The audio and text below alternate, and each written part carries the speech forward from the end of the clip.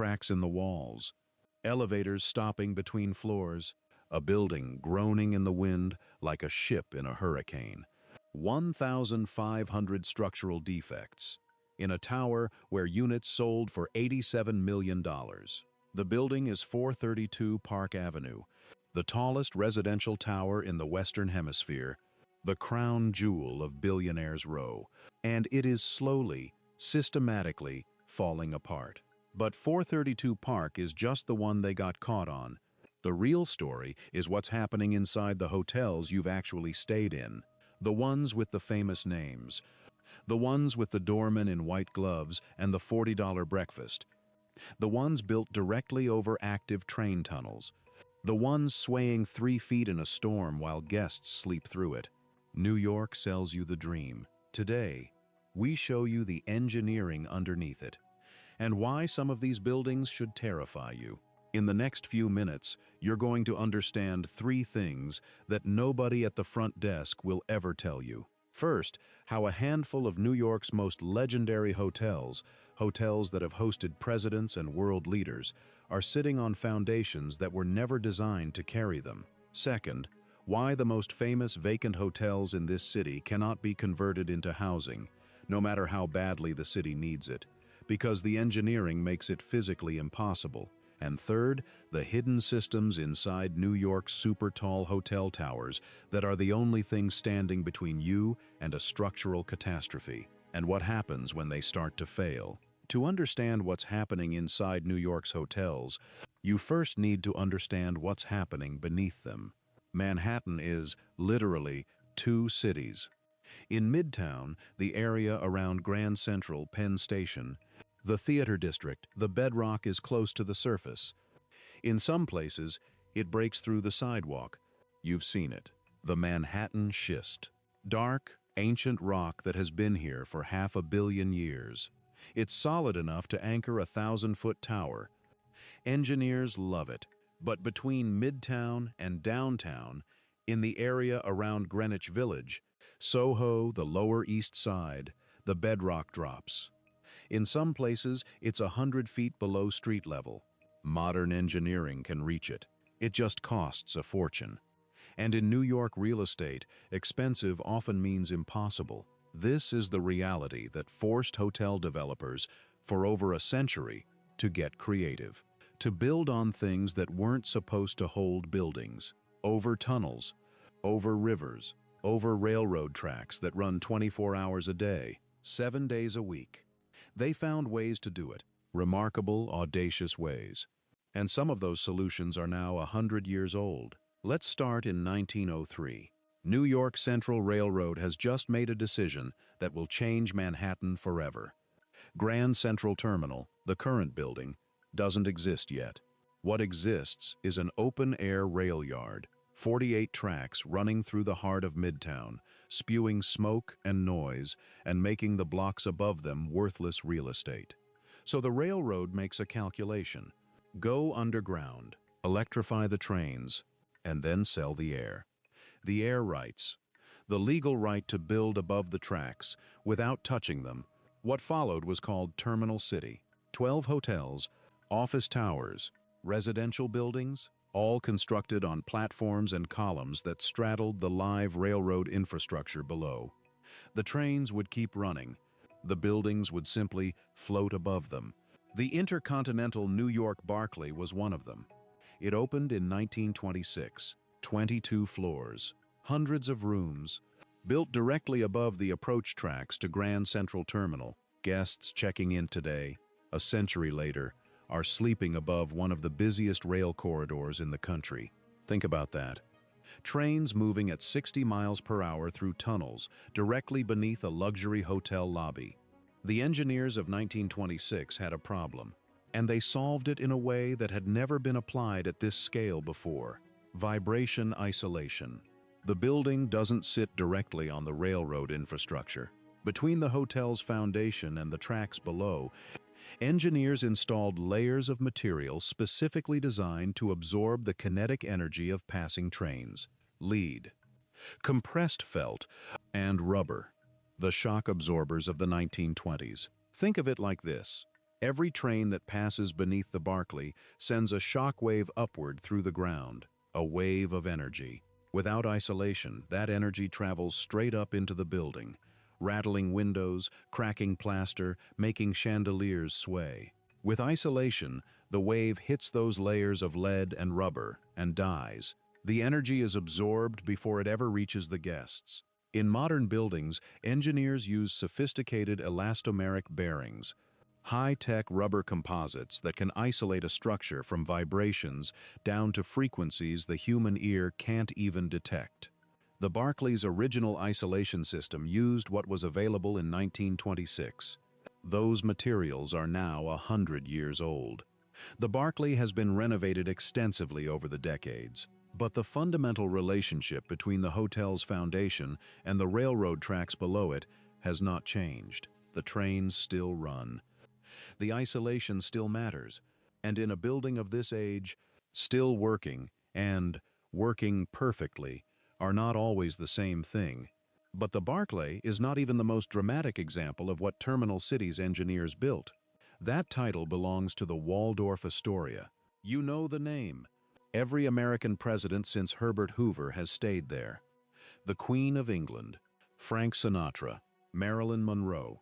For decades, it was the most famous hotel in the world, and beneath it, 60 feet below the lobby, accessible through a hidden entrance that most hotel employees have never seen, is Track 61, a private railroad platform, still connected to the live Grand Central Rail network. Franklin Delano Roosevelt used it. His polio was a carefully managed secret. FDR could not be seen in a wheelchair. The political damage would have been severe. So when the president came to New York, his armored train car would roll directly into Track 61, below the Waldorf Astoria. An elevator, still there, would bring him straight to the hotel, without ever appearing on the street. Without anyone ever seeing him struggle, the Waldorf Astoria is now being converted into luxury condominiums. The Track 61 platform remains active, connected, still part of the live rail network. The building above it has stood for 90 years on that foundation. The engineers gutting it for conversion are now asking a question that the original builders never had to face. How do you renovate a building that is structurally inseparable from an active railroad corridor? How do you modernize a foundation that you cannot touch? The answer, so far, is expensive, very expensive. And the Waldorf is not the only one asking it. The Barclay, the Waldorf, the Plaza, the St. Regis. These are the names people think of when they think of New York luxury. Old money, permanence, stone and marble, and a century of history. But permanence is an illusion, and the Roosevelt Hotel is the proof. The Roosevelt Hotel opened in 1924 on Madison Avenue and 45th Street. 45 floors, over 1,000 rooms. For decades, one of Midtown's most beloved landmarks. The ballroom hosted big band orchestras. The clock in the lobby became a famous meeting point for generations of New Yorkers. It closed in 2020.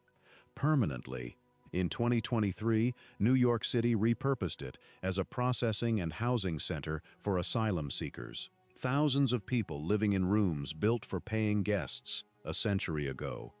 And the city, looking at this building, looking at all its vacant historic hotels, began asking a question that seems obvious. New York has a housing crisis. These buildings are empty. Why not simply convert them? The engineering answer is brutal. Hotels and apartments look similar from the outside. They are profoundly different structures on the inside. Start with the floor plan. A hotel room is designed for temporary occupation. The bathroom can be in the center of the building, vented through mechanical shafts rather than windows.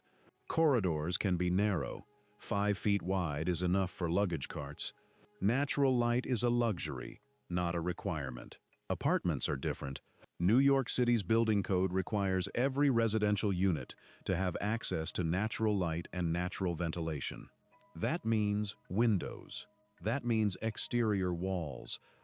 That means every unit needs direct contact with the outside of the building. In a building like the Roosevelt, a rectangular tower with a central core, rooms along the interior corridors have no exterior walls. They cannot legally become apartments. You can't add windows to the middle of a building. The structure is in the way. Now add the plumbing. In a hotel, bathrooms are stacked vertically. The pipes from floor 12 run straight down through floor 11, floor 10, floor 9. They share a common vertical stack, a plumbing chase, built into the structure of the building itself. Moving those stacks means opening the chase. And the chase, in a steel-framed building from 1924, is woven into the load-bearing skeleton. You cannot move the pipes without compromising the frame.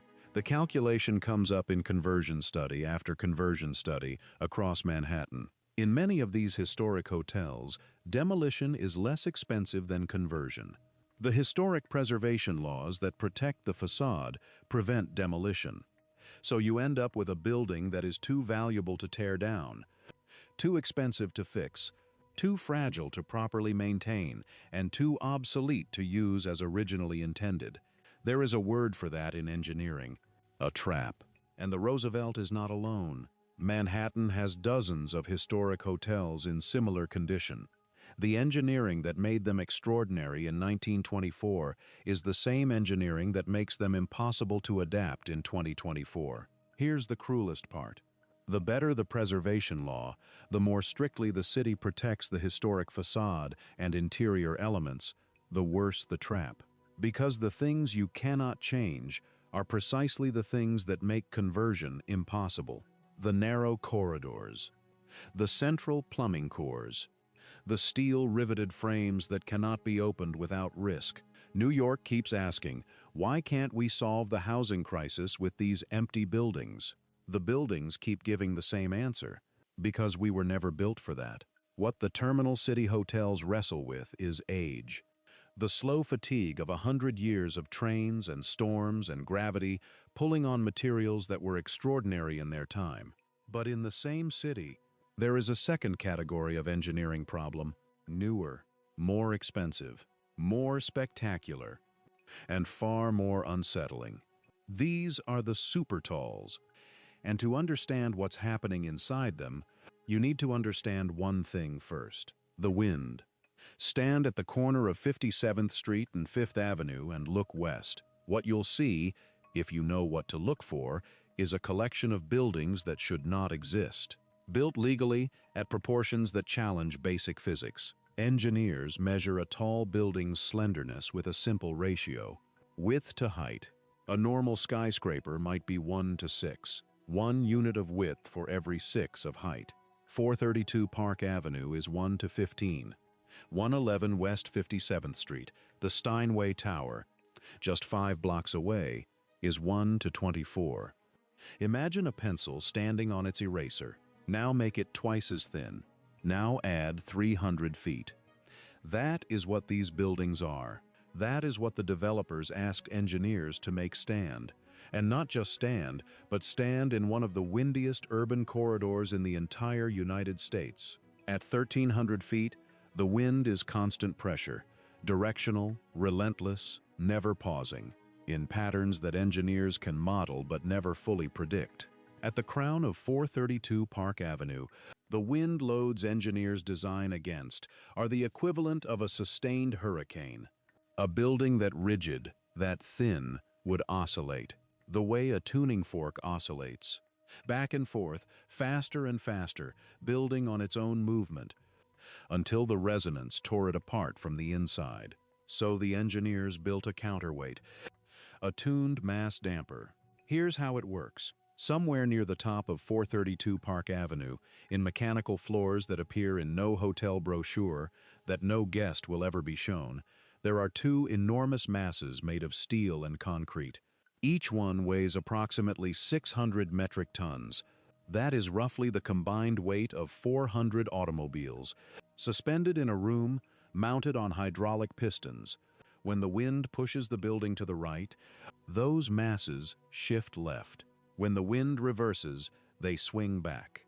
They are calibrated, tuned, to the exact natural frequency of the building.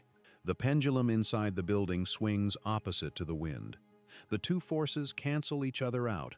From the outside, the building appears still. From the inside, it is a different experience.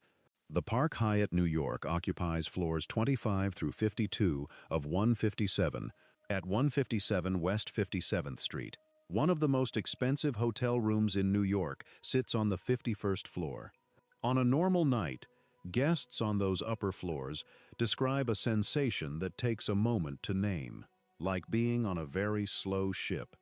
A barely perceptible tilt, a subtle shift. The building is moving, a fraction of a degree at any given moment, exactly as the engineers intended. On a storm night, a nor'easter, a strong Arctic front pushing down from Canada, the movement becomes less subtle. The building shifts by feet in each direction. The dampers swing to compensate, and the mechanical systems that allow a 1,000-foot structure to function, the elevators, the water pumps, the pressurized HVAC, are under a kind of operational stress that the room service menu will never mention. Because at 1,300 feet, something as simple as water pressure becomes an engineering crisis. Water loses pressure with height. For every 10 feet of elevation, pressure drops by roughly 4 psi. At the top of a Supertall, a conventional plumbing system would deliver water as a weak trickle, or not at all. So engineers install pressure boosting stations every 30 to 40 floors, mechanical rooms, pumps, pressure regulators, systems within systems, each one critical to the ones above it. When those regulators fail, pressure surges, uncontrolled, through pipes that were designed for a specific load and are now handling something far beyond it. At 432 Park Avenue, according to a lawsuit filed by the Condo Board in 2021, mechanical rooms flooded, repeatedly. In multiple incidents, water cascaded down through floors of the tower. Elevators stopped between floors during storms, trapping residents inside.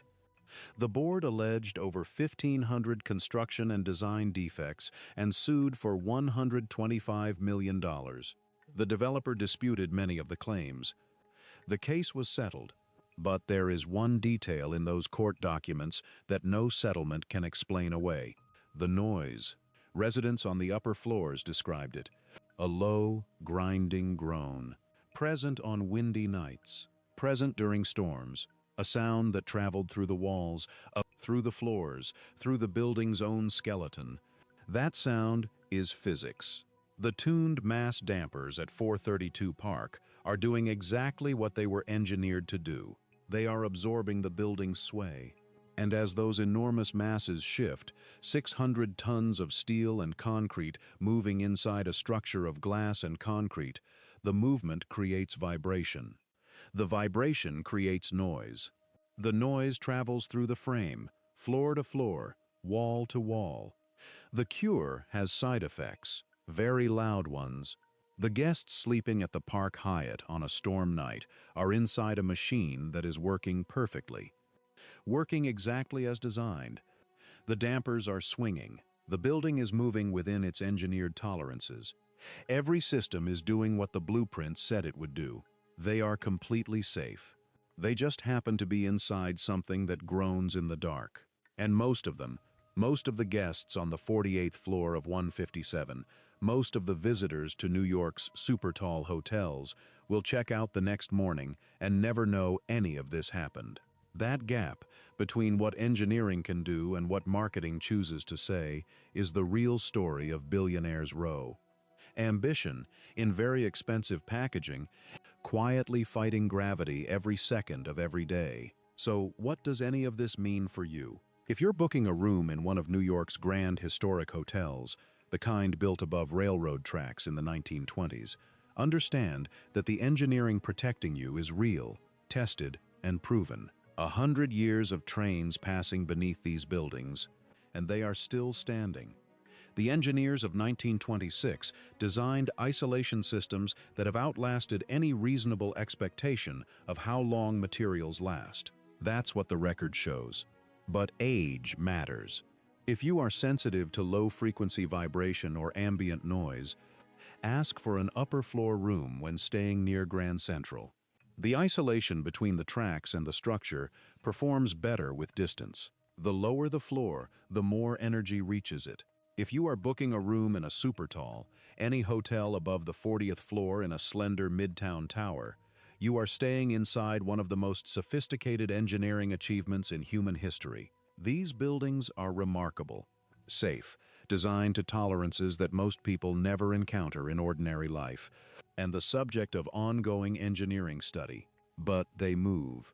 They groan. On storm nights, the sensation is real, and it is by design.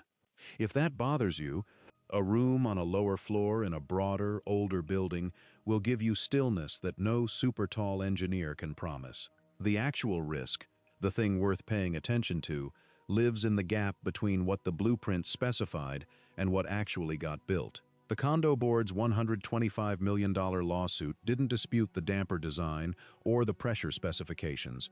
The allegation was simpler. Those specifications didn't survive contact with the contractors who executed them. The difference between what the blueprints required and what actually went into the walls. That gap exists in every large construction project. In New York, where buildings are taller, thinner, and more mechanically complex than anywhere else on Earth, the consequences of that gap are proportionally larger. The city's building inspection system works. Most of the time, for most buildings, New York has always built what shouldn't be possible. A hotel above a railroad, a tower on bedrock 100 feet below street level, a pencil of glass that dances in the wind rather than break. Every one of those solutions was an act of audacity. Every one of them required engineers to solve problems that had never been solved before. And the vast majority of those solutions are still working, right now. Tonight, while thousands of guests sleep through storms and train rumbles and mechanical floors groaning with effort in the dark above them, the engineering is holding, every system doing its job every night, working harder than it looks. And in New York City, that has always been the point. If you want to understand the engineering behind the buildings you think you know, subscribe. We'll keep looking at what's underneath the surface. I'll see you in the next one.